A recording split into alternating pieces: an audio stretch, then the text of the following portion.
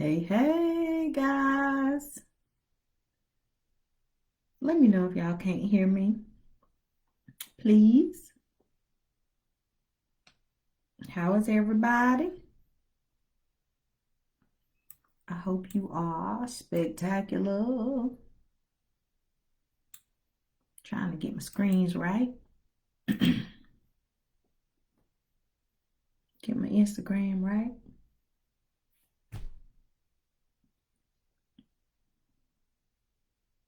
Sharonda, Mentor Latasha, Gloria, Angela, Kimberly.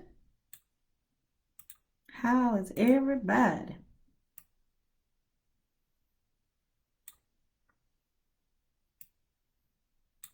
Thank you, Kim. You can hear. I'm pretty good, Gloria. Thank you for asking. Hey, Denise and everybody. Pastor Gail. Hey, Icy Hot. Hey, best friend Mike. Tawana. Sonia.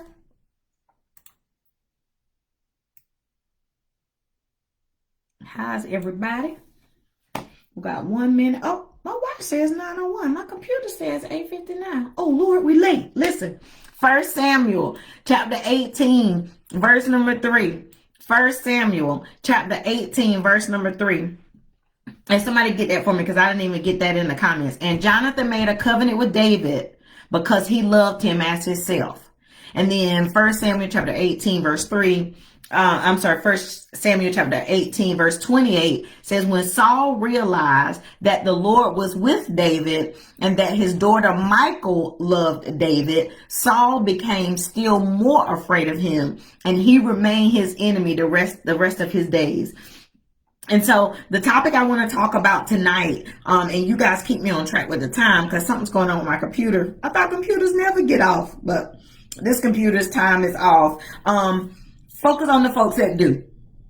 That's the subject matter tonight. Focus on the folks that do, because we spend too much time focusing on the love that we cannot attain. Thank you, Kim. We spend too much time focusing on people who don't love us, people who we want to love us, but don't. We can spend too much time, and what we do is miss out on the love that God has given us through others that is readily available. But it is something about us as humans that makes us fixate on the one person that doesn't like us, the one person that doesn't love us, and it drives us nuts. We spend more time, hey, Pastor Billy, we spend more time thinking about that one person that does not like us, or that one that we love that does not love us back, than we do on there. Focus on the folks that do.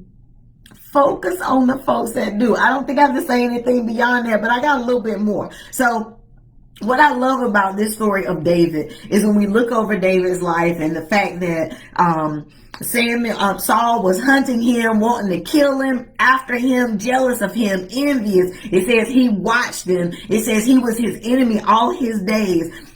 I don't see where David was fixating on the fact that Saul didn't love him. Even on the fact that Saul was trying to kill him. He went on, fought his battles, waited his time, and he knew what his anointing was. He knew what God had said about his life. He went on, waited his time, and then fixate on that love that he could not get. So first we got to get the rough part out. Everybody ready? Everybody ready? The first thing we got to understand is just because they don't love us doesn't mean that we don't have to love them. They do not have to love you for you to love them. Bible. For us to love them, we only have to be filled with the love of God. And those of us who are spiritual, that say we are filled with the love of God, have to love them. So right quick, before we move on, I want you to get them on their mind. The one that don't love you. The one that don't like you. Everybody got them on your mind? Okay. And then I want you to say, if I love God, then I have to love them. Try not to choke when you say it. Get your sip. If I love God, then I have to love them. No, I need you to say it. I need you to get them on your mind. I need you to say it out of your little mouth. If I love God, then I have to love them. If I love God, then I have to love them. If I love God, then I have to love them. That's the first thing. Okay, now, after I determine that I'm going to love them with the love of the Lord, whether or not they love me or not, then I don't have to focus on the fact that they don't love me, because I know I love them. I know my conscience is clear. I know I'm willing to help, to assist, to outreach, to reconcile, to forgive, all of that. My conscience is clear. The thing we got to understand, y'all, is human love is always conditional. And so what we spend our time trying to do is change the conditions in order that somebody will love us. Listen, the word tonight is stop trying to change conditions in order to get somebody's love or keep somebody's love.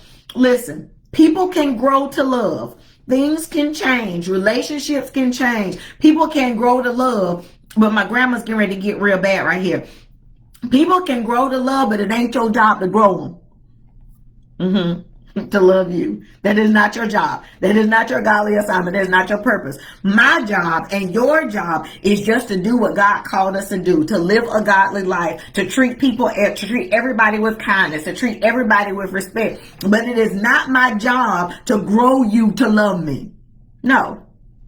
If I do what I'm supposed to do, I love you just like Christ loves you, then I ain't got to spend my time trying to cultivate you, trying to feed and seed, trying to fertilize and get you to love me. I don't have to do that. Listen, the thing that David understood, and I need us to understand, is that there's more power in love than there is in anything else. There's more power in love than there is in hate. There's more power in envy than there is in hate. There's more power in love than there is in prejudice. And Saul didn't love David, but David still thrived. Woo! Somebody out to shout right there. If you could say that, so you didn't love me, but I still thrive. Wait, ooh, I almost got up. But my bottom don't match my top, so I ain't gonna stand. I almost gave God a praise right there. Because of those who did love David, David still thrived. Because of those who protected him, because of those who supported him, because of those that went to war right beside him, that battled throughout his life, because of those who looked out for him. Can I encourage you today? Stop worrying about those who don't. You can still thrive even if they don't love you. Think about the people who are fighting with you. Think about the people who are standing beside you every day. Think about the people who, even in your wilderness experience, like David, are right there with you saying, you know what? If you in the woods, baby, I'm in the woods. If you out here foraging, trying to figure out how you gonna make it, I'm out here with you. Those are the people that we need to focus on. We focusing on Joe Blow, who don't care that we're in the wilderness, who don't care that we are struggling, is not gonna lift a finger to help us in this battle called life. But we worry about them because they don't like us, because they don't love us. Listen, baby, you better figure out that you got some people that love you. I'll be the first. I love you. You might be cockeyed, crazy, bow-legged, and got 4 fingers on one hand. I love you. Focus on the people that love you, because if you focus on the people that love you, you can still thrive. Just like David. It said he was successful. Read the text. It says he was successful. Anything that Saul sent him out there to try to get him killed doing, he was still successful. And that's what we need to remember. So what we need to do is kind of do an assessment before we leave each other tonight. We need to kind of do an assessment and ask ourselves, why do we want the love of somebody that doesn't want to give it to us? That's a hard question. You know, we say, I love them, or I ain't never done nothing wrong to them, and I don't understand why. But let's really dig deep. Let's pull the scab off of here and say, why do I want the love? Why do I want the attention? Why do I want the affection? Why do I want the camaraderie? Why do I want that acquaintance of somebody who obviously does not want to love me? Yeah. That's a hard question. I've had to ask myself many times, like, why? Let me make it plain. Why do I want that joker? Why do I want that friend? And we need to dig deep, have some introspection. The first reason is oftentimes because we're in a season where we are not loving ourselves. And we love to say, oh, I love myself. I love myself. No.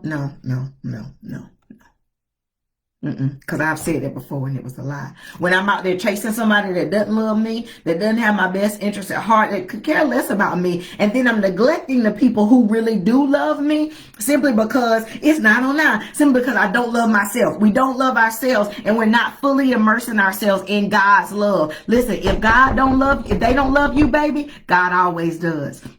If nobody else, if I leave here today, because I already told you I love you, but if I leave here today and I ain't here to love you like I love you right now, because I love you. If I ain't here, God's love is enough. Immerse yourself in that love, and that'll be all you need. Look, I gotta go. It's 9:09. I'm sorry. I love y'all.